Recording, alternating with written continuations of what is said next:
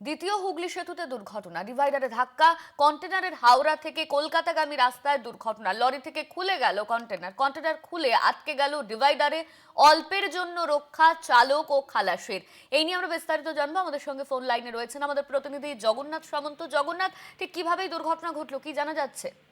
দেখো, পুলিশ সূত্রে যেটা জানা যাচ্ছে যে হাওড়া থেকে কলকাতাগামী দ্বিতীয় হুগলি সেতুতে যখন কন্টেনারটি খুব দ্রুত গতিতে উঠছিল, সেই সময় আচমকাই লরি থেকে কন্টেনারটি খুলে ডিভাইডারে ধাক্কা খেয়ে উল্টে যায় এবং বড়সড় দুর্ঘটনার হাত থেকে রক্ষা পায়। তুমি জানো, হাজার হাজার গাড়ি এই দ্বিতীয় হুগলি সেতু দিয়ে যায়, বাইকও থাকে। কন্টেনারটি যদি রাস্তার ওপর উল্টে যেত তাহলে আরো বড়সড় দুর্ঘটনা ঘটে যেত, কিন্তু খালাসি এবং চালক প্রাণের রক্ষা পেয়েছে। কন্টেনারটি উল্টে যাওয়ায় সাময়িক যানজটের সৃষ্টি হয়েছে। তুমি আগেও প্রায়শই দুর্ঘটনা দেখেছি দ্বিতীয় হুগলি সেতু। এটাও একেবারেই যে মাল বোঝাই কন্টেনার ছিল এবং প্রচন্ড, তুমি জানো এই কন্টেনার গুলো বড় হয়, সেই কন্টেনারটা একবারে লরি থেকে খুলে গিয়ে ডিভাইডারে গিয়ে উল্টে যাচ্ছে। ডিভাইডারে যেসব ইলেকট্রিক পোস্ট এবং ডিভাইডার ছিল ক্ষতিগ্রস্ত হয়।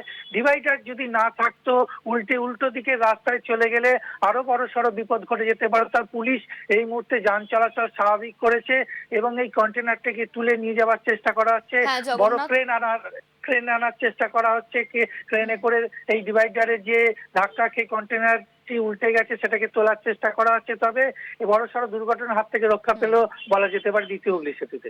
ধন্যবাদ তোমায়। আমাদের সঙ্গে ফোন লাইনে ছিলেন আমাদের প্রতিনিধি জগন্নাথ সামন্ত।